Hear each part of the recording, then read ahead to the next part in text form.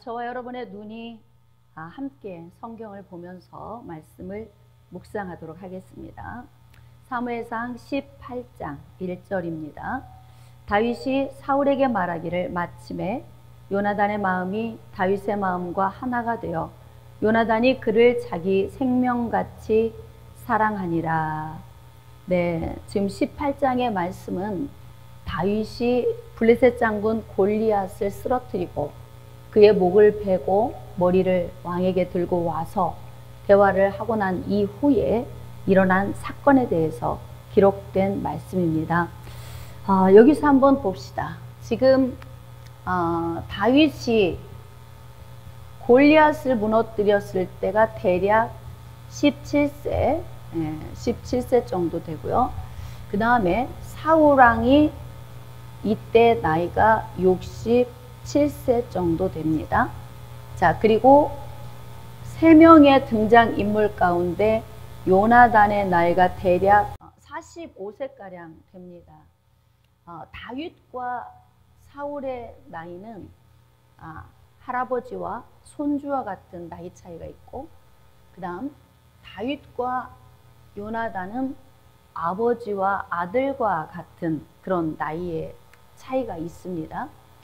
그런데 지금 다윗이 골리앗의 머리를 들고 사울에게 나와왔는데 이 보고를 마친 후에 어떠한 일이 벌어졌냐면, 요나단 안에 다윗을 향한 이 마음, 요나단에게서 나와서 다윗에게로 향한 이 마음을 자기 생명같이,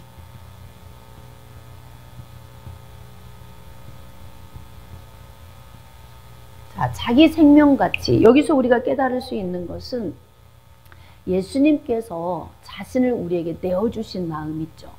그 마음이 바로 무엇이냐면 아가페 사랑. 근데 하나님께서 지금 이 광경을 바라보고 있는 요나단의 마음에 다윗의 마음과 하나가 되어서 자기 생명같이 사랑하는 마음을 넣어주셨다, 이렇게 기록이 되어 있습니다.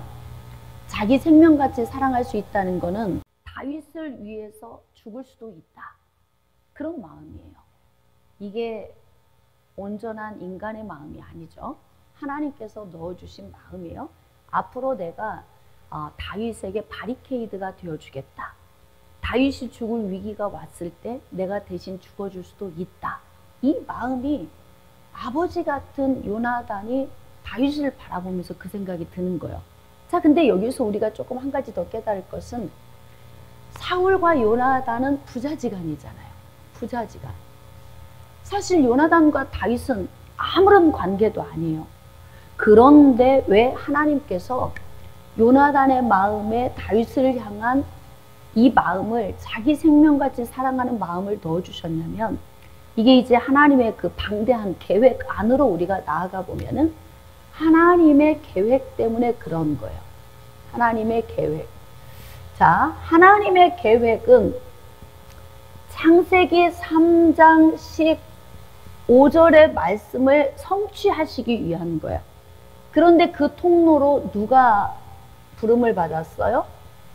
아브라함이 부름받았고 그의 자손 가운데에서 다윗이 있어요. 다윗을 통해서 바로 누가 오시냐면 예수 그리스도가 오시는 거예요. 그러니까 우리가 인생 가운데서 지금 사람의 눈으로 볼 때는 별거 아닌 것 같은데, 보이지 않는 영역에서 하나님께서 지금 하나님 나라의 계획을 위해서 다윗과 사울과 요나단이 있는 그 광경을 하나님이 지켜보시면서 그 가운데서 지금 하나님께서 역사하고 계시는 거예요. 그러니까 우리 인생의 삶에서도 우리가 깨달아 알 수 있는 것은, 우리가 생활하는 가운데서도 하나님이 우리를 쓰시고자 하고 우리를 향한 계획이 있으시다면, 그렇다면 우리가 살아가고 있는 상황 가운데서도 우리가 알지 못하는, 감지하지 못하는 영역에서 하나님이 이렇게 마음의 감동, 감화를 통해 일하시는 거예요. 그래서 우리가 주변에 있는 사람들과의 관계성을 참 조심스럽게 잘 해야 한다는 이유가 뭐냐면 모든 사람은 다 필요합니다. 예, 우리가 뭐 건축을 할 때 아니면 뭐 큰 철근 구조도 필요하지만 작은 못 하나도 없으면 안 되는 그런 것처럼 우리 주변에 있는 연약하고 부족한 지체라 할지라도 하나님께서 다 우리를 통해서 감동감화를 일으키시고 일하실 수 있는 대상들이니까 우리가 사람과의 관계를 잘 하는 게 굉장히 중요합니다. 자, 이제 여기에서 우리가 깨달을 수 있는 건 하나님은 일을 질서대로 하세요. 그리고 순서대로 하십니다. 만약에 하나님께서 요나단의 마음이 아니고 다윗의 마음을 감동해서 요나단을 사랑하는 마음을 줬다면 하나님 나라의 일은 그릇되기 쉽습니다. 그러니까 여기에서 도와줄 수 있는 힘이 있는 사람의 마음에 감동을 주시는 거예요. 요나단은 왕자이고 사울은 왕입니다. 다윗은 신하예요. 그러니까 하나님이 일하시는 건 나보다 더 힘이 있는 사람, 나를 도와줄 수 있는 사람의 마음에 감동 감화를 주셔야 하니까 하나님이 요나단의 마음을 이렇게 감동을 시켜주신 거예요. 사무엘상 18장 3절 요나단은 다윗을 자기 생명같이 사랑하여 더불어 언약을 맺었으며 자기 생명같이 사랑하는 이 사랑은 예수님께서 죄인들을 위해서 자기 자신을 내어주신 사랑, 그것이 바로 자기의 생명을 내어준 사랑입니다. 요나단에게 하나님이 부어주신 마음이 그 마음이에요. 여기에서도 우리가 예수님의 사랑을 다시 한번 좀 발견할 수 있는 구절이 되기도 하죠. 자, 요나단이 자기가 입었던 겉옷을 벗어 다윗에게 주었고, 여기에 기록된 겉옷은 왕자의 옷, 다시 말하면 왕자의 권위까지 다 내어준 거예요.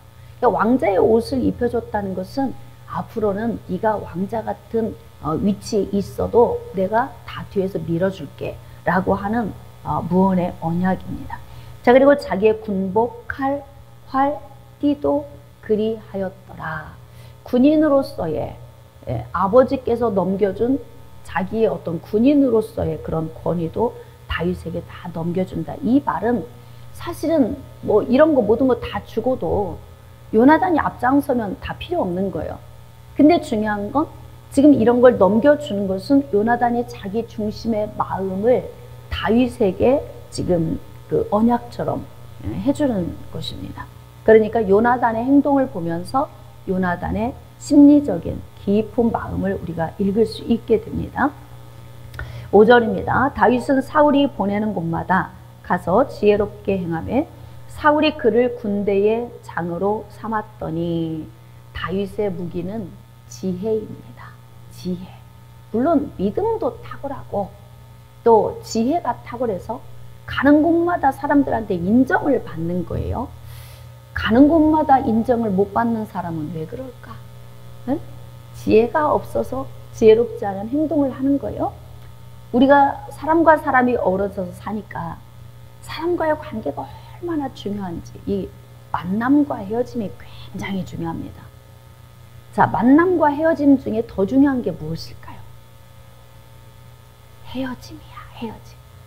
만남보다 더 중요한 것은 헤어짐입니다. 그러니까 헤어질 때에도 더욱 사람들과의 관계성 속에서 다시 보고 싶은 모습으로 헤어지는 거, 이거 굉장히 중요하죠.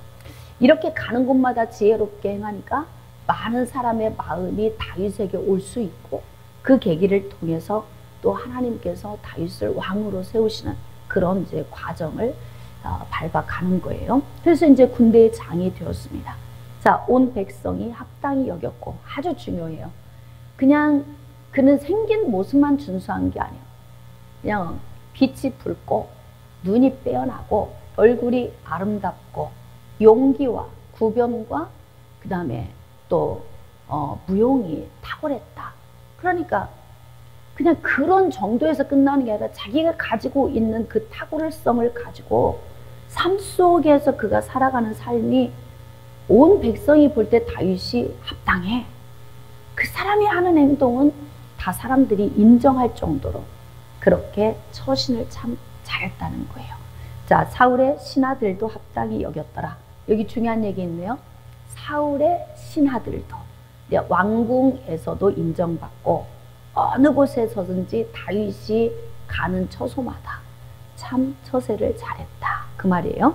6절 무리가 돌아올 때 곧 다윗이 블레셋 사람을 죽이고 돌아올 때에 여인들이 이스라엘 모든 성읍에서 나와서 노래하며 춤추며 소고와 경쇠를 가지고 왕 사울을 환영하는데 여인들이 뛰놀며 노래하여 이르되 사울이 죽인 자는 천천히요 다윗은 만만이로다 한지라.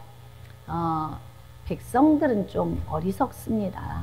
이럴 때 백성들이 좀 영리하면 신하가 한 것도 왕이 한 것이니까 왕에게 영광을 돌려줬으면 다윗이 고난을 받지 않았을 거예요. 그런데 다윗이 고난을 받게 된 동기가 바로 뭐냐면 다윗의 문제가 아니고 다윗 주변에서 다윗을 환호하는 백성들의 그 말과 행동 때문에 다윗의 고난이 시작이 되는 거예요. 왕의 입장에서는 불쾌할 수 있습니다. 자, 그릇이 큰 사람 같으면 안 불쾌해요.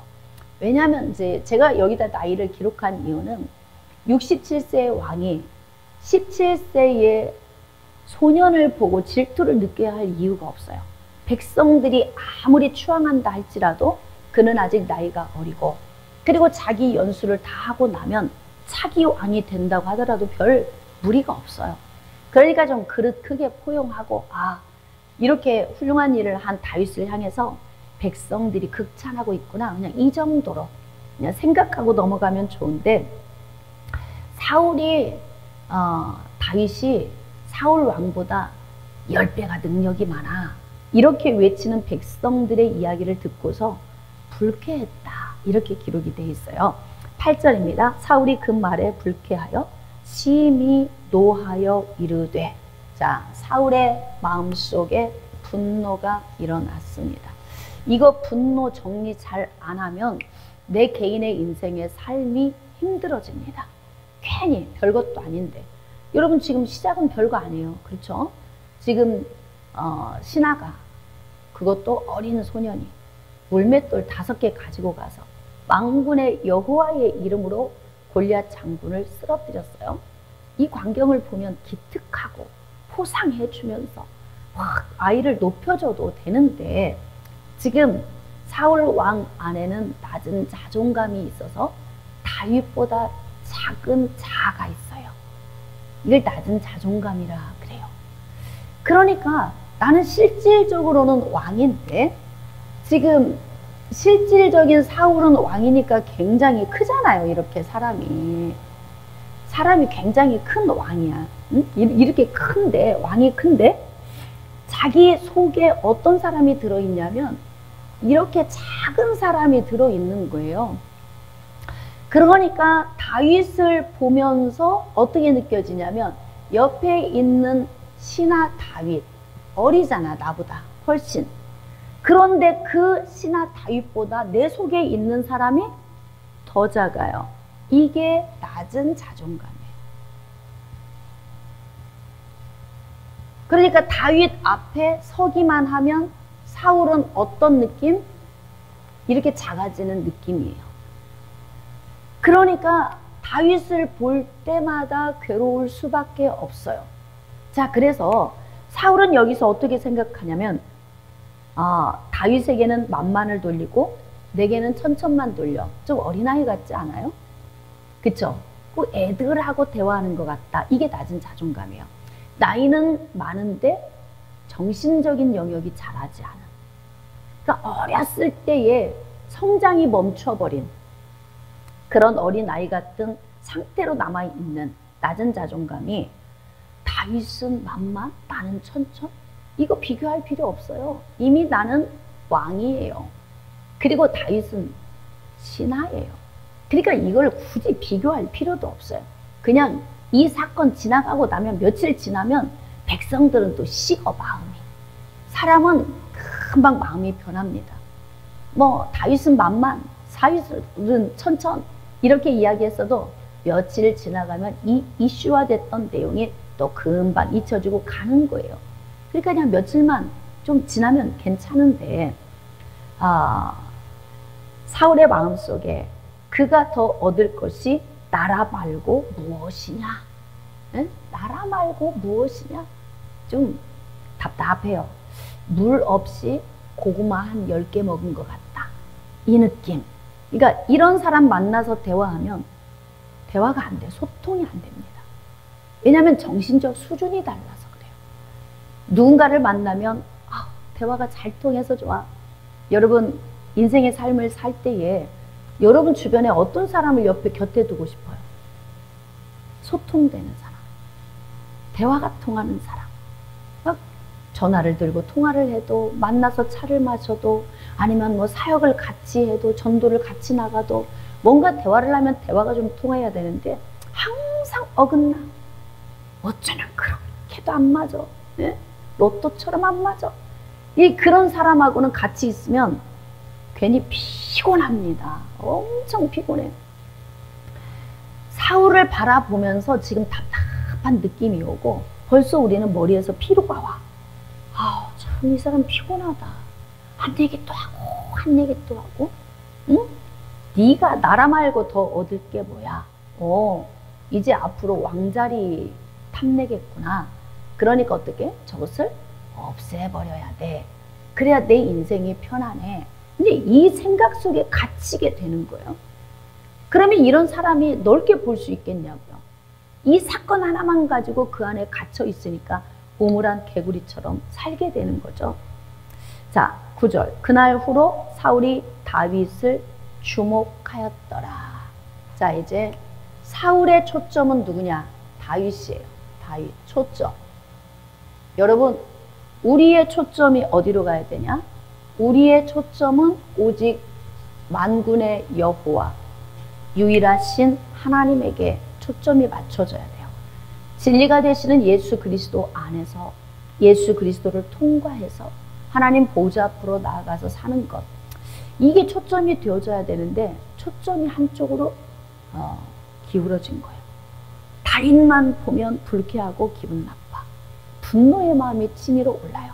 그리고 이어서 생각나는 게 뭐냐면 나라 말고 네가 더 얻을 게 뭐야? 이게 또 생각나는 거예요.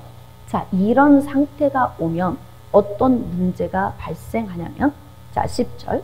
그 이튿날 하나님께서 부리시는 악령이 사울에게 힘있게 내림에, 자, 그가 집 안에서 정신없이 떠돌아대므로 다윗이 평일과 같이 손으로 수금을 타는데 그때 사울의 손에 창이 있는지라. 예전에는 수금을 탈 때에 처음 만났을 때는 악신이 떠났어요. 자, 11절. 그가 스스로 이르기를 내가 다윗을 벽에 박으리라 하고 사울이 그 창을 던졌으나 다윗이 그의 앞에서 2번 피하였더라.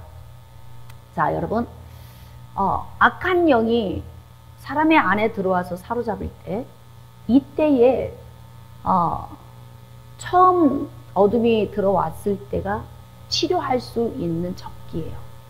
이게 시간이 지나면 지날수록 굉장히 악해지고 자리 잡고 있으면서 이제 그 사람에게서 나가려고 하잖아요. 너무 좋으니까.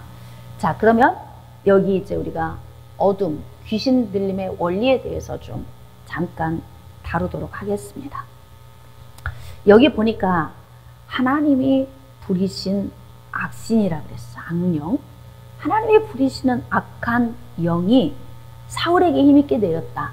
자, 여기서 자칫 하나님께서 사울에게 귀신이 들어가도록 하셨다. 귀신을 넣어주셨다. 이렇게 해석하면 이게 해석이 잘못되는 거예요. 이건 위험한 해석법입니다. 자, 그렇다면 영적 원리로 보면 하나님은 사람에게 귀신을 막 넣어주고 뭐 아주 고통스럽게 하고 이렇게 하시는 게 아니고 하나님은 영적 원리에 의해서 일을 하시는 거예요. 다시 말하면 어둠의 영, 자, 귀신의 영은 어떤 곳을 좋아하냐면 귀신의 영은 악하고 더럽고 거짓된 곳을 좋아합니다. 그러니까 귀신의 영은 제한적이기 때문에 어느 장소에 어떤 사람, 어느 환경에 있는데 그 환경이 바로 뭐냐면 악하고 더럽고 거짓된 곳에 와 있는다는 거예요. 그러니까 거룩한 곳에는 어둠이 올 수가 없는 거죠. 반대적으로 하나님의 영은 천지에 충만하시다. 즉 안 계신 곳이 없으세요. 자, 그러나 하나님은 어디에서 역사하시냐? 거룩한 곳. 거룩한 곳에서 하나님이 역사하십니다. 그러니까 천지에 충만하시지만 아무 데서나 역사하진 않으세요. 하나님을 찾는 곳, 거룩한 곳에서 역사하십니다. 자, 반대적으로 악한 영은 제한적입니다. 왜? 숫자가 제한되어 있기 때문에 충만하지 않아요. 그러니까 악한 영이 특별히 거주하기를 좋아하는 곳이 있어요. 하나님의 성령의 능력 안에 있으면 악한 영은 오지 못합니다. 그러니까 우리가 악한 영의 공격을 받지 않으려면 성령 충만한 삶, 성령의 능력 안에 거하는 게 굉장히 중요해요. 자, 악한 영은 제한적이지만 어느 곳에 있느냐? 악하고 거짓되고 또 더러운 곳에 있기를 좋아한다. 자, 그런데 지금 사울의 상태가 어떤 상태냐면요. 자, 귀신 들림.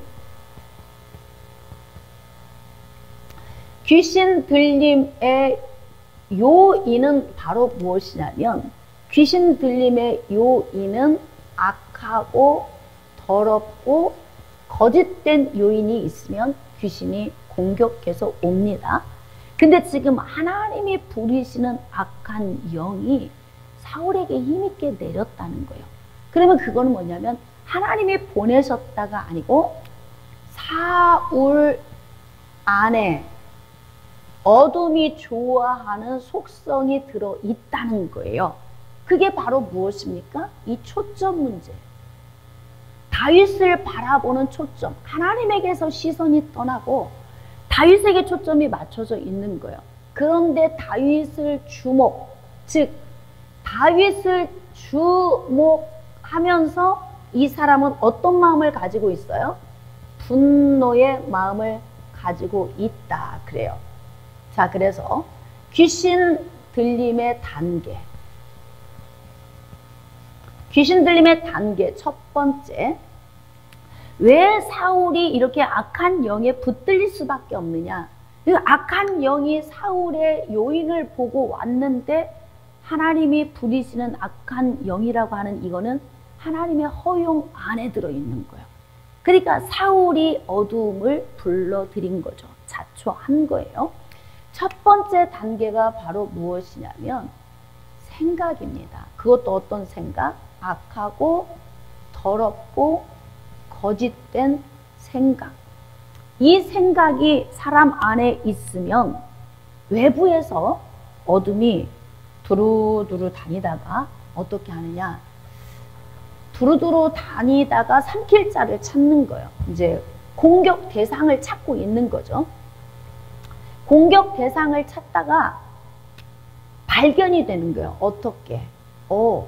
저 사람 생각 안에 악하고 더럽고 거짓된 게 있구나 라는 게 발견이 되면 귀신들이 외부에서 공격을 합니다. 마치 이 말씀을 보면은 요한복음 13장 2절 말씀에 가룟 유다의 마음에 예수팔 생각을 넣었더라. 그러면 가룟 유다 안에는 어떤 마음이 있었던 거예요? 탐욕이 있었던 거예요. 탐욕. 그러니까 탐욕이 있는 마음속을 알고 어둠이 두루두루 다니다가 공격 대상에 포착이 된 거예요. 그러니까 야, 너 기왕이면 돈꾀에 관심 많잖아. 그러니까 어떻게 해? 좀 돈 되는 걸 주변에서 한번 찾아봐. 그 돈 될 만한 게 주변에서 쫙 찾아보니까 요즘 유대인들이 예수를 죽이려고 혈안이 되어 있잖아요. 그러니까 어떻게 해요? 아, 예수를 넘겨주면 되겠구나. 이 생각을 어떻게 하게 됐냐면 어둠의 영이 넣어줬다 이 말이에요. 예수팔 생각을 넣어주었다. 그러면 예수팔 생각이 제자가 스승을 파는 게 정상적인가? 비정상적이죠. 그러면 우리 머릿속에 들어온 생각 가운데서 이게 거룩하지 않다. 악하고 더럽고 거짓되다. 그러면 이 생각을 어떻게 해야 되느냐? 빨리 이 생각을 얼른 해결을 해서 이 생각이 해결이 안 되면, 만약에 해결이 안 된다면 어떻게 되냐면 이 생각이 깊어지죠. 에베소서 4장 말씀에 분을 내어도 깊어진다는 건 해가 지도록 품었다 그 뜻이야. 해가 지도록 품지 말고 마귀로 틈을 타지 못하게 하라. 만약에 깊어져서 해가 지도록 품으면 무슨 일이 벌어지냐면 마귀가 틈을 타게 돼요. 이게 영적 원리예요. 그러니까 지금 사울이 자기 관리를 못했던 것이 바로 무엇이냐면 사람이니까 죄의 본성을 가졌으니까 질투 날 수 있어요. 불쾌할 수도 있고 그런 마음 있을 수 있어요. 우리가 이제 주변에서 살면서 나보다 좀 잘난 사람 보면 좀 질투 나기도 하고 어떤 때는 좀 보면 아이 꼴 보기 싫기도 하고 뭐 이런 마음 들 수는 있어요. 근데 이런 마음을 오래 가지고 있는 것이 문제라는 거예요. 그것이 위험 요인입니다. 그러니까 사울이 지금 자기 관리를 못하는 게 뭐냐면 자기 속에 있는 분노의 생각, 이 생각을 빨리 해결을 못하는 거예요. 그리고 어떡하냐면 계속 해가 지도록, 다시 말하면 장기가 대부분의 모든 시간 동안 그 생각에 사로잡혀 있어. 그러니까 그 생각이 떠오를 때마다 어두움이 계속 강력하게 쪼여오는 거예요. 여기서 내가 빨리 해결만 한다면, 그렇다면 다음 단계로 가지 않죠. 틈을 줄 일이 없죠. 그러니까 대체적으로 건강한 삶을 사는 사람이 어떤 사람이냐면 생각이 단순하고 생각이 순수하고 깨끗한 사람. 이런 사람들이 밥맛도 좋고 잠도 잘 오고 좀 대체적으로 얼굴도 밝고 명랑하게 살 수 있어요. 근데 차이가 뭐예요? 이게 자기 안에 낮은 자존감에 사람에 묶여 있으면 인생의 삶이 이제 이탈된 길로 가는 거예요. 여러분 지금 사울이 아쉬운 게 뭐야? 왕이잖아요. 아무것도 아쉬울 게 없어요. 나라가 다 내 것이고 백성도 내 것이고 대통령하고 왕은 다르잖아요. 나라 자체가 다 왕의 소유야. 여봐라 치렸다 그럼 다 치고 죽이렸다 그럼 죽고 데려오렸다 그럼 다 내 것이고 가져오렸다 그럼 다 내 거예요. 왕이 뭐가 부족해서. 그냥 왕은 왕으로서 누리면 자기 인생 만족하게 누리다 가면 되는 거예요. 그러니까 자기에게 주어진 삶도 누리지 못하고 가는 그런 불행함이 어디서 오느냐? 작은 그릇, 소심함, 낮은 자존감, 자기 생각 관리를 잘못한 그런 삶의 대가로 이렇게 주어지는 거예요. 그러니까 우리 안에 있는 누추한 생각을 어떻게 하자?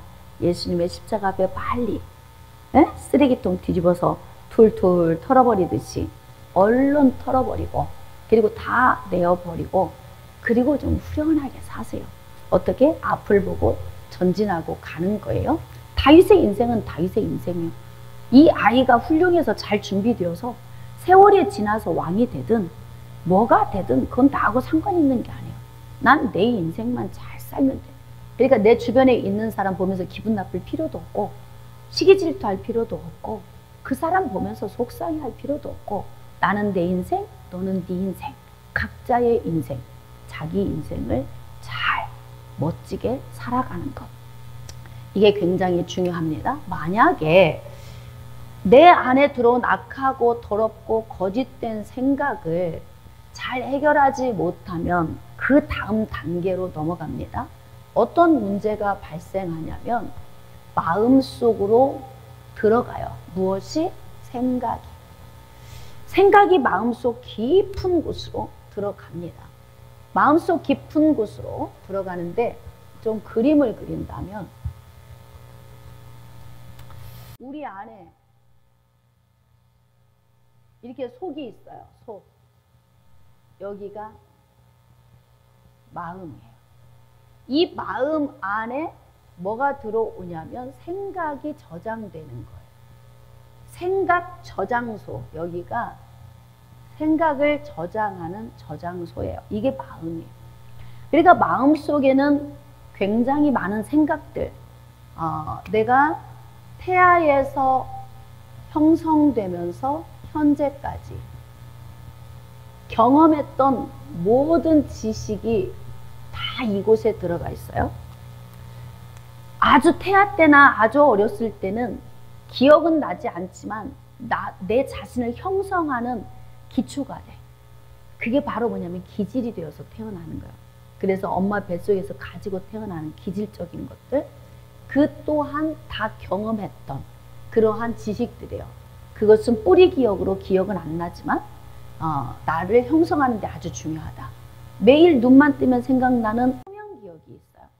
이 표면 기억을 잘 이 기억을 정리를 해야 우리가 건강한 삶을 살 수가 있어요. 그런데 이 안에 이렇게 많은 경험했던 기억들이 우리 안에 다 이렇게 들어와서 촘촘히 박혀 있어요. 촘촘히 박혀 있는데 좋은 생각보다 안 좋은 생각이 우리 안에 더 많이 들어와 있어요. 왜 그런 줄 아세요? 죄의 본성이 우리 안에 있어서 좋은 것보다 안 좋은 걸 감지하는 게 더 민감해. 그리고 좋은 것이든 나쁜 것이든 이 속에 들어오면 죄의 본성 안에서 여기서 다 믹서가 돼. 그래가지고 어떡하냐면 좋은 기억은 어디론가 없어지고요. 안 좋은 기억만 굉장히 크게 부각이 되는 거예요. 대부분 그렇죠. 어떤 사람과 너무너무 좋은 세월을 10년을 살았어요. 근데 한 번 문제 생기면 그냥 끝나버려요. 왜냐하면 그 좋은 건 기억이 하나도 없고 나빴던 그 하나의 기억이 모든 좋은 걸 다 덮어버리기 때문에 그래요. 이게 바로 우리 이제 죄의 본성에서 나오는 원리적인 것들이에요. 이렇게 마음 저장소에 악한 생각들이 안에 다 들어가요. 그런데 중요한 것은 이 마음으로 들어간 상태가 바로 뭐냐면 눌림의 상태예요. 눌림의 상태. 근데 요한복음 13장 27절 말씀에 보면은 마귀가 가룟 유다의 어디로 들어갔더라? 속에 들어갔더라. 속은 어디예요? 마음을 의미하고 있잖아요. 그러니까 어둠은 외부에서 공격을 하다가 1단계 악한 생각을 자기 스스로가 해결을 빨리 하지 않으면 그 다음 단계인 생각이 마음 안으로 들어갈 때에 마귀도 함께 따라서 안으로 들어갑니다. 이 단계가 되면 어떻게 되냐면 생각에서 공격을 받을 때에는 가벼운 두통 정도의 아픔을 호소하지만 2단계의 눌림의 단계가 되면요 굉장히 막 답답해합니다. 답답해해요. 그러면서 이제 이 마음에서 눌림의 상태가 오니까 깊은 잠 못 자죠. 그 눌리는 막 꿈꾸죠. 입맛도 점점 없어지죠. 막 걱정, 근심이 되죠. 안에서는 뭔지 모를 불쾌함, 분노감, 막 이런 마음이 생기죠. 이러니까 이제 뭐 정상적인 삶에서 약간 어그러지기 시작하죠. 아우, 요즘에 이렇게 내가 피곤해? 잠도 못 자겠어? 밥도 못 먹겠어? 라고 하는 뭐 이런 약간의 가벼운 호소를 하게 되지만 이 정도는 사실 가벼운 건 아니에요. 이미 많이 진행이 됐어요. 왜냐하면 어둠이 안으로 들어갔기 때문에 그래요. 어둠이 안으로 들어가면 이때부터는 다음 단계로 어떤 일이 발생이 되냐면 어둠이 내 속 안에 들어가서 영향력을 발휘합니다. 예를 들면 어둠이 내 속에 들어와서 어느 부위의 자리를 잡으면요, 그 자리 잡은 곳이 아파요. 병원에 가면 병명이 없습니다. 어둠은 왔다 갔다 돌아다녀요. 막 허리가 아프다가 위장이 소화가 안 됐다가 막 두통이 왔다가 막 어깨가 짓눌렸다가 뭐 이런 여러 현상들이 안에서 나타나. 그러면서 어떻게 해요? 이제 진짜 여기 정도 오면은 어떤 현상이 오냐면 불면증, 정서불안증, 정상적인 삶에서 약간 이제 궤도가 벗어난 이탈된 삶의 이제 현장으로 나가게 돼요. 이때 이제 사람도 기피하죠. 사람을 기피. 잘 만나지 않아요. 혼자 있기 좋아해. 어두운 곳을 찾아서. 그러면서 이제 실질적으로 여기에서 이제 초기 증상이 나타나죠. 어떤 환청이나 뭐 환시나 이런 초기 증상이 약간씩 나타나기 시작하면서 이게 이제 시간이 지나면 어떻게 되냐면 완전히 귀신 들림의 현상으로 나아가게 돼요. 귀신 들림 현상으로 나아가면 비정상적인 행동을 하죠.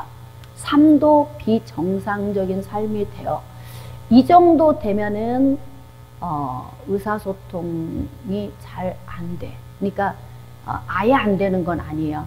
약간 내 정신이 돌아왔을 때는 의사소통이 되고, 정신이 약간 어둠에 또 와서 확 붙들면 또 의사소통이 잘 안 돼요. 그러니까 성경에도 보면은 불에도 넘어지고 물에도 넘어지고 간질 증상이 있었던 그 아이 같은 경우, 그런 경우에도 보면은 뭐 갑자기 어둠에 붙들면 아무 데서나 푹푹 쓰러져. 막 거품을 흘리면서 경련을 일으키고 이런 문제를 나타낸단 말이에요. 이 정도 되면은 진행이 엄청 된 거예요. 그냥 일반적인 어떤 의원이나 사람의 손을 통해서 회복시키기 어려워요. 그러니까 예수 그리스도의 이름의 권세와 성령의 능력이어야만이 할 수 있는 그런 상태가 되면, 이런 사람이 가정 안에 있으면 이제 온통 모든 가족들이 다 피폐해지고 사실 다 힘들고 영적으로도 같이 영향력을 받고 같은 공간 안에 있으면서 같은 현상을 또 맛보게 되기도 하고, 그러면서 이제 여기서는 직접적인 환청과 환시가 아주 심각해지죠. 예. 그래서 여기서 누가 부르면 가고 저기서 누가 부르면 가고, 가보면 아무도 없고, 뭐 이상한 행동을 막 하는데 누가 시켜서 막 하고, 뭐 이런 어떤 현상이 주어져요. 그러면서 나중에 정말 더 심각해지면 어디까지 오냐면 완전히 억압과 매임의 단계까지 가기도 해요. 억압과 매임. 이제 여기선 손 쓸 수가 없어요. 그러면 이제 이런 경우에는 막 신병이 들려가지고 신내림도 하죠. 네? 신내림. 여러분, 예수 그리스도를 믿는 사람은 4단계까지 올 수 있어요. 4단계까지. 완전히 고지탈환은 안 돼. 왜냐하면 예수 그리스도 안에서 중생한 사람은 귀신 들림의 현상까지 올 수 있어요. 이건 구원을 안 받아서 오는 게 아니에요. 그쵸? 영적 원리를 다시 아셔야 돼요. 예수 그리스도를 믿고 구원을 받아도 귀신 들림까지 올 수 있다 없다? 왜? 원인이 어디예요? 근본이? 생각 관리 잘못하고 내 삶을 잘못 살면 어둠에 들릴 수 있어요. 그런데 성령의 인을 쳐서 내 영 안에 성령이 주장하고 계시기 때문에 고지탈환은 안 돼요. 그래서 뭐 무당이 되거나 신내림을 내리거나 이러진 않아요. 그러나 어둠에 붙들려서 평생 동안 이렇게 비정상적인 삶을 살다가 갈 수도 있다. 그러면 어떤 사람은 이런 부분에 대해서 이제 좀 더 궁금할 수 있어요. 아니, 예수 믿는 사람 안에는 귀신이 들어오지 않습니다. 이렇게 말하는 사람도 있어요. 그러면 예수 믿는 사람은 눌림이 없어야 돼. 귀신과 무관해야 돼요. 근데 그렇지 않아. 예수님의 제자인 베드로도 사탄아 내 뒤로 물러가라. 너는 나를 넘어지게 하는 자로다. 그러니까 바로 베드로의 생각, 온전히 세워지지 않은 그 연약한 지식 속에서 어둠이 공격해서 예수님을 무너뜨리려고 하는 통로로 베드로가 쓰임받았단 말이에요. 이때 사탄아 너는 나를 넘어지는 자다. 근데 사실 베드로의 배후에 있는 사탄이지만 예수님은 누구를 향해 말씀하셨어요? 베드로를 향해. 그리고 베드로의 배후에 역사하고 있는 그 사탄의 영에 대해서 명령을 하신 거잖아요. 예수 믿어도 공격받습니다. 그러니까 구원과 삶은 구분되는 거예요. 여러분, 우리가 어떻게 형성이 되어져 있냐면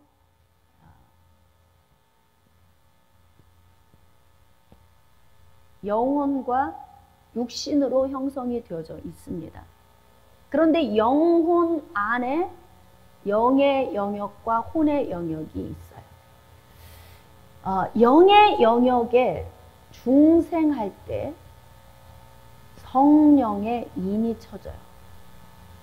성령의 임이. 그리고 혼의 영역은 성화의 영역이에요. 무엇으로? 말씀과 기도로. 디모데전서 4장 5절 말씀에 말씀과 기도로 거룩해진다. 그렇게 말씀하고 있어요. 여기는 중생 구원을 얻는 곳이고 여기는 성화 구원을 얻어야 하는 곳이에요. 나중에 여기에는 부활을 통해서 육신 구원을 얻게 돼요. 그런데 자, 성화 구원을 얻는 중생 구원은 순간에 일시적으로 일어나면서 성령의 인이 처지지만 성화 구원은 점진적인 거예요. 그러니까 예수 그리스도를 믿고 성화가 더디면 더딜수록 어둠의 공격을 받을 수 있는 요인이 내 안에 많은 거예요. 성화가 빠르면 빠를수록 어둠의 공격 요인이 줄어듭니다. 그러니까 변화가 많이 된 사람은 그만큼 가볍고 행복하고 기쁘고 만족하게 사는 것이고 변화가 안 된 사람은 그만큼 많이 눌리게 돼요. 자, 그러면 낮에는 예배 드리고 예수님 생각하고 예수님 말씀 들었어요. 믿어져요. 중생을 받았기 때문에. 그런데 저녁에 집에 돌아가면 술 먹는 사람 있을까요? 없을까요? 술 먹고 담배 피우고 자기 인생의 삶을 변화가 안 돼. 예전에 중생하기 이전의 삶에서 변화가 전혀 안 된 삶을 도로 살면 어떻게 되냐면 어둠이 공격할 수 있는 이런 요인을 내가 갖고 있는 거예요. 응? 그냥 생각만을 통해서, 여기는 생각이라고 대표적으로 이야기했지만 모든 거, 술을 먹고 싶은 생각, 담배를 피우고 싶은 생각, 뭔가 퇴폐한 일에 나가고 싶은 이 생각에서부터 모든 것이 행동이 출발하잖아요. 그러니까 예수 믿고 구원받아 중생을 했어도 내 생각이 성화가 많이 되지 않고 삶이 변화가 되지 않으면 이 혼적인 요인 안에 어떻게 한다? 어둠이 공격해 들어와서 귀신 들림의 단계까지 올 수 있다 없다? 올 수 있어요.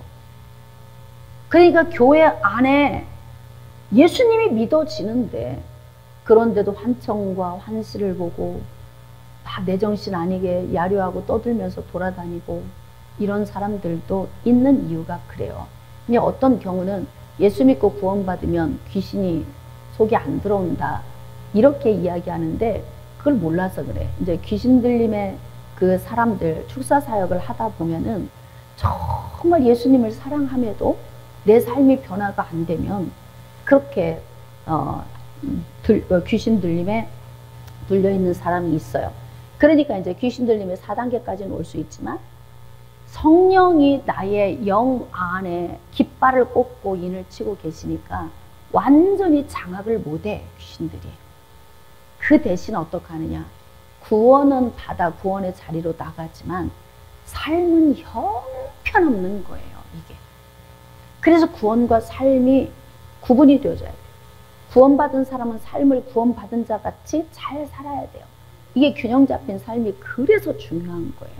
그냥 마구잡이로 예수 믿으면 다 돼. 이게 아니다 이 말이에요. 영적 원리를 쫓아서 우리가 잘 살아야 돼요. 사울 같은 경우도 성령의 기름 부으심이 임하셨잖아요. 임하셨으면 그 성령의 능력 안에 성령님과 함께 동행하면서 살면 복된 삶을 살 수 있어요. 이건 나의 선택인 거예요. 여러분, 중생 구원은 하나님의 전적인 은혜예요. 그러나 이 성화 구원은 나의 선택이에요. 말씀 듣지 않고 기도 안 하면 하나님이 주권적으로 중생 구원을 줬어도요. 전혀 예수 안 믿는 사람처럼 살다 갈 수도 있어요. 그러니까 우리가 예배 잘 드리고 말씀 안에서 우리 자신을 갈고 닦으면 어떻게 좋으냐?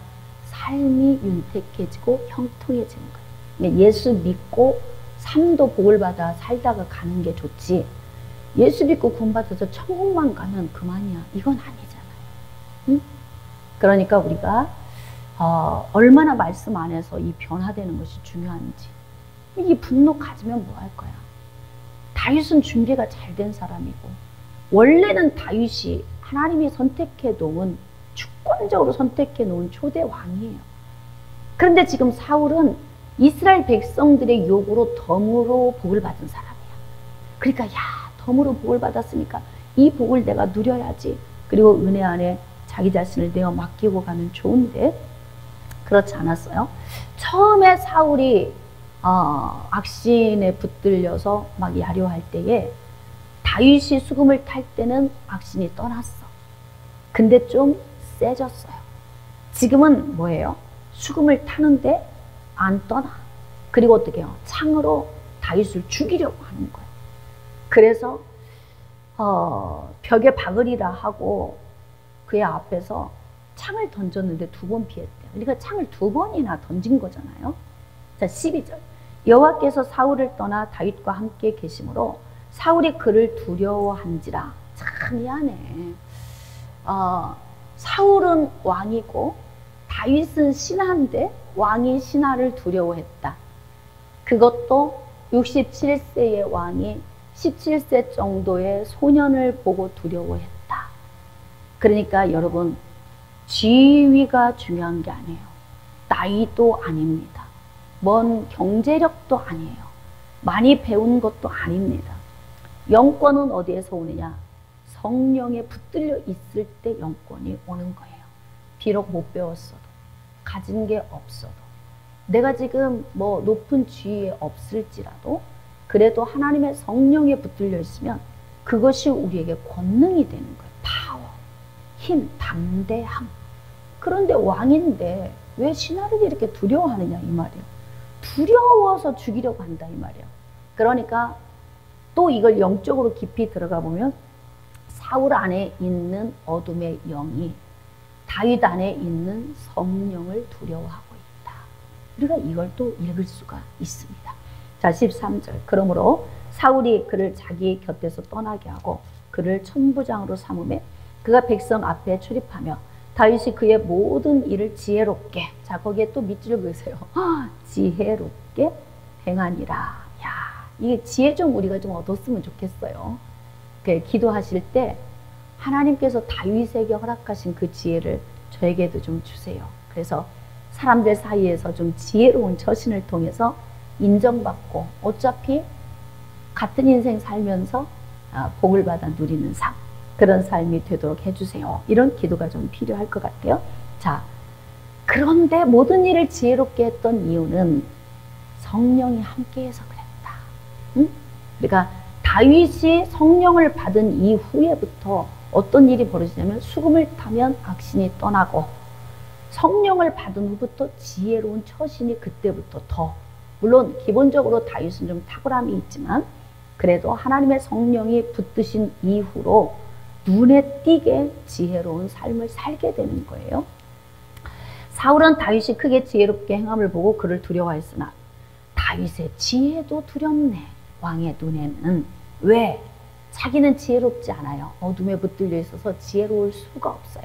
그러니까 주변에 있는 사람들에게 인정을 받지 못하는데 나이 어린 소년 다윗은 성령 안에 있으면서 지혜로우니까 사람들의 시선이 그리로 쫙 빨려 들어가. 그걸 사울이 감지하는 거예요. 그러니까 두려울 수밖에 없어요. 온 이스라엘과 유다는 다윗을 사랑하였으니, 거기 밑줄 그읍시다. 여러분도 사랑받으세요. 주변에 있는 사람들에게 존귀함을 여기는 그런 사랑이 여러분에게 있어지기를 축복합니다.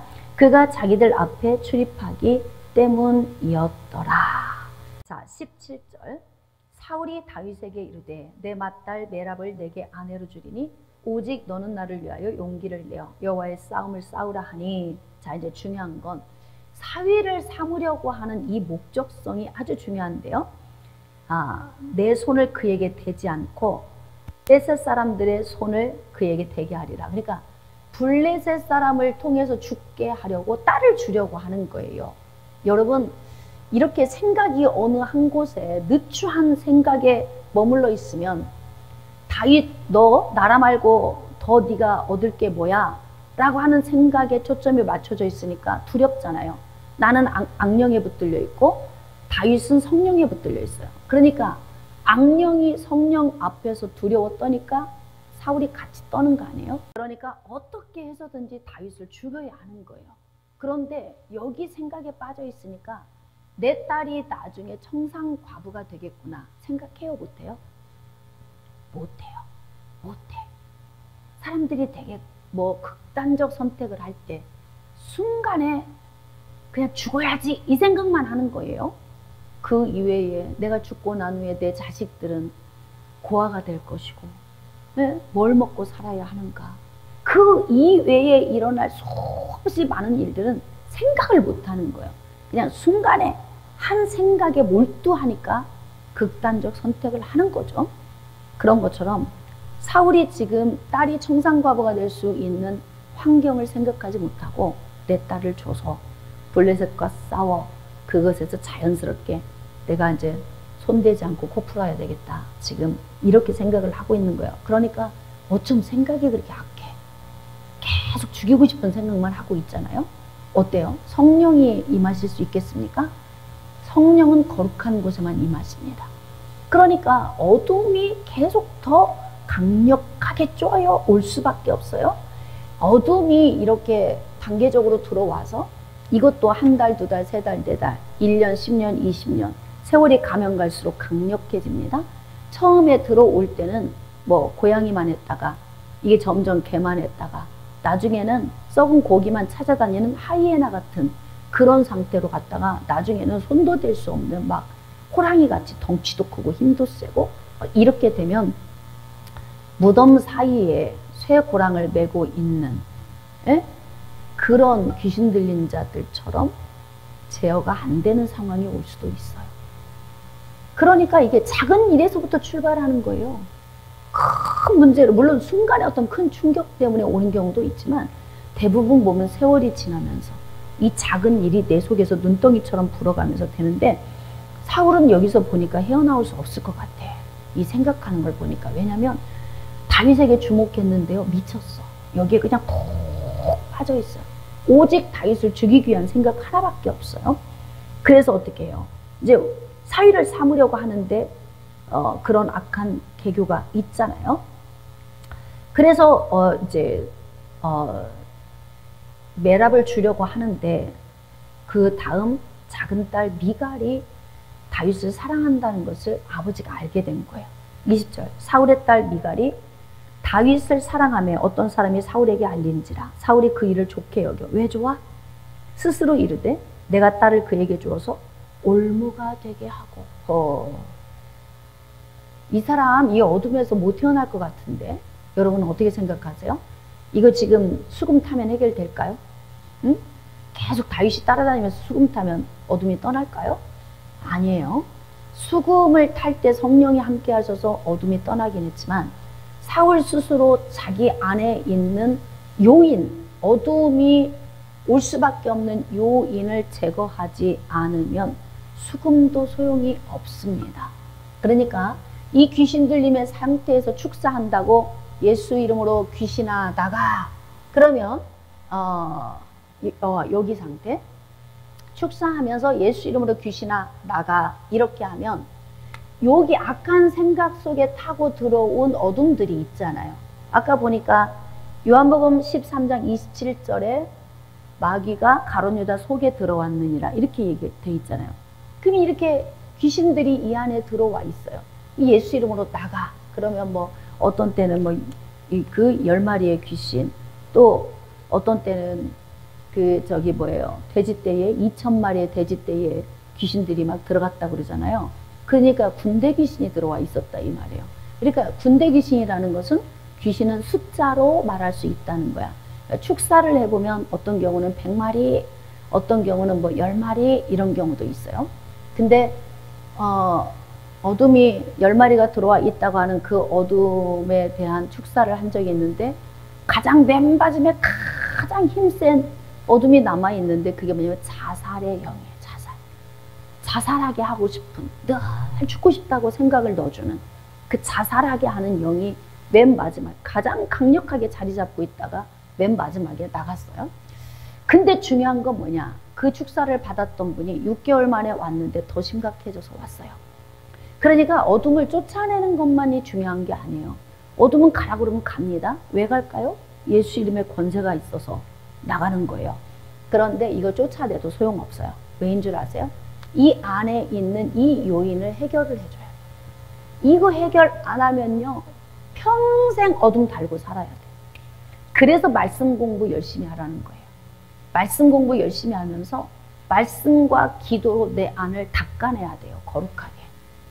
계속 닦아내. 아, 미움도 버려야 되겠구나. 질투도 버려야 되겠구나. 다 내 안에 있는 허탄함을 내 안에서 전부 말씀으로 쪼개고 파쇄시키고, 그래서 자꾸 없애서 나를 거룩하게 만들어가는 이 과정이 있어야만이, 그래야 우리가 건강하게 살 수 있어요. 그러니까 축사는 그냥 쫓아내는 것만으로는 안 된다. 그래서 말씀 공부와 함께 이런 일이 있어야 돼요. 근데 제가 이제 오랫동안 사역하면서 느낀 건데, 축사를 하지 않고 말씀만 잘 들어도 자연스럽게 어둠이 나갑니다. 그만큼 이게 말씀의 위력이, 왜 말씀이 콩과 영과 간조가 골수를 찔러 쪼개서 우리를 거룩하게 하기 때문에, 거룩해지면 어둠이 있을 수가 없어요. 그냥 이 안에서 이런 것들이 파쇄가 되면 어둠이 돋고 그냥 소멸되는 거예요. 그래서 말씀 공부를 여러분들에게 그렇게 제가 강요하는 이유가 거기에 있어요. 그러면 아주 건강한 생활을 할 수 있어요. 작은 딸을, 미가를 줘서 사위를 올무를 삼겠다. 그러면 딸을 희생양을 삼겠다는 거잖아. 이게 아버지냐고. 아버지가 지금 이렇게 생각해야 되냐 이 말이에요. 그래서 어떻게? 블레셋 사람들의 손으로 그를 치게 하리라. 온통 다윗 죽이기. 머릿속에 시스템 하나 딱 가동되는 거. 어떻게 백성을 먹여 살려야 할 것인가? 어떻게 나라를 회복시킬 것인가? 부강하게 할 것인가? 하나도 없어 생각. 그리고 어떻게 해요? 머릿속에서 어떻게 하면 다윗을 죽일 것인가? 온통 그 생각 하나로만 몰두해 있는 사울 보니까 어때요? 여러분이 한번 봅시다. 회복할 것 같아요? 회복 못할 것 같잖아요. 벌써 그 사람의 삶을 보면 저 사람은 저렇게 그냥 살다 가겠구나. 주의 종도 어떤 때는요, 손을 내려놓는 경우가 있어요. 안 될 때가 있더라고. 왜 안 되느냐? 본인 안에 의지가 없어. 변화되겠다는 의지, 살겠다는 의지, 뭔가 내가 예수 앞으로 가까이 가야겠다는 의지, 내가 변화돼야 되겠다는 의지가 없으면 주의 종이 도와도 아무 효력이 없어요. 목회를 하면서 저도 이제 깨닫게 되는 거죠. 경험이 오랜 세월이 지나면서. 자, 그래서 25절 사울이 이르되 너희는 다윗에게 이같이 말하기를 왕이 아무것도 원하지 않냐고 다만 왕의 원수의 보복으로 블레셋 사람들이 포피 100개를 원하신다. 자, 이것도 한번 볼까요? 블레셋 사람의 포피 100개를 왜 예물로 요구를 했을까? 선한 동기가 있으면 얼마나 좋겠습니까? 근데 온통 사울은 다윗 죽이기, 이 시스템 하나밖에 없다고 그랬잖아요. 자, 이는 사울이 생각의 다윗을 블레셋 사람들의 손에 죽게 하리라 함이라. 모든 생각과 계획이 거기 있어요. 연쇄 살인범들의 생각이 어디에 있나요? 죽이고 싶은 생각이 있어요. 그러니까 사람을 비참히 죽이면서 그 죽는 모습을 보면서 쾌감을 느낀다잖아요. 그 생각만 있는 거예요. 이게 다른 걸 못 봐. 그 이외에 우리가 이 땅에서 얼마나 행복하고 즐겁고 사랑하며 이렇게 만족하게 살 수 있는 또 다른 많은 길이 있는데 그 길을 보지 못하고 자기 자신을 불행에 내어 맡기는 거예요. 지금 사울을 보면서 이 시대에도 늘 뭐 연쇄 살인범이나 아니면은 뭐 묻지마 살인범이나 뭐 이런 어떤 경우들이 있잖아요. 왜 그래요? 그 이성적인 생각으로 하는 게 아니에요. 온전하지 않으니까 그런 거예요. 이렇게 뭔가 자기 안에 있는 상처의 마음에 악함이 분노, 그 다음 증오, 그러면서 나중에는 이제 이것이 살인까지, 미움이 출발해서 살인까지 오게 되는 거죠. 그러면서 그 가운데 희열을 느껴. 그리고 나중에는 자기 목숨도 스스로 끊게 되는, 우리가 주변에서 뭐 뉴스에 많이 접하고 있잖아요. 남 이야기 아니에요. 사울 이야기만이 아니고 세대를 살아가고 있는 많은 사람들의 이야기예요. 그래서 이제 블레셋 사람들의 손에 죽게 하리라. 사울의 신하들이 이 말을 다윗에게 하려며 다윗이 왕의 사위 되는 것을 좋게 여기므로 결혼할 날이 차기 전에 다윗이 일어나서 그의 부하들과 함께 가서 블레셋 사람 200명을 죽이고, 아이고 100명만 하지. 여기서 사울이 또 얼마나 불이 날까 속에서. 아니 100명 정도면 적어도 그들의 손에서 죽으리라 생각을 했는데 200명을 죽이고 포피 200개를 가져왔어. 좀 이때는 지혜가 좀 떨어졌던 것 같아, 다윗이. 딱 100개만 가지고 가지. 뭐 하려고 200개까지. 그러면 여기서 이제 사울의 마음의 증오가 어떻게 해요? 더 증폭이 되겠죠. 참, 그래서 이게 아닌 사람과 엮이면 인생이 괜히 힘들다. 잘못한 게 없는데 힘들어요. 사람들은 그래요. 아, 다윗이 뭔가 있겠지. 다윗이 뭔가 잘못했으니까 사울이 저러겠지. 뭐 이유 없이 저러겠어? 아니 땐 굴뚝에 뭐 연기가 나겠어? 뭐 이런 이야기. 근데 그럴 수 있어요. 아니 땐 굴뚝에 연기 날 수 있어요. 왜냐? 말은 만들어낼 수가 있기 때문에. 그리고 사람은 뭐든지 악하고 거짓된 것을 꾸며낼 수 있기 때문에 그래요. 지금 다윗은 아무 문제가 없어요. 정말 문제라면 블레셋 장군 골리앗을 쓰러뜨려서 목을 치고 머리를 들고 온 것밖에는 없어요. 응? 근데 너무 지금 대가가 혹독해. 이런 문제 올 수 있어요. 우리 인생의 삶에. 그럼 억울하죠. 그런데 여러분, 내가 잘못한 것 없이 박해를 받으면 절대 이런 사람은 무너지지 않습니다. 왜냐하면 진실하니까. 난 잘못한 게 없으니까. 떳떳하게 살아갈 수 있어요. 그리고 전진합니다. 어떤 고난 가운데서도요, 반드시 일어나. 다윗이 그렇잖아. 잘못한 게 없으니까. 그냥 막 쫓겨다녀도 하나님을 의지하고 그 에너지를 받아서 살아나는 거예요. 그러니까 어찌 보면은 자기 악으로 자기 스스로 죽어가는 거예요.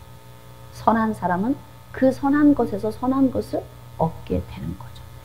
자, 28절. 여호와께서 다윗과 함께 계심을 사울이 보고, 그거예요. 자, 밑줄 그읍시다. 함께 계심을 사울이 알게 돼서 어떻게 했느냐? 사울의 딸 미갈도 그를 사랑했다. 사울이 다윗을 더욱 두려워해서 평생에 다윗의 대적이 되니라. 평생에. 그러니까 사울 평생에, 다윗을 만난 이후로 사울 평생에 다윗 때문에 사울은 복된 삶을 살지 못하고 세상을 떠나게 되는 그런 불행한 삶을 살게 되는 걸 우리가 여기서 볼 수 있습니다.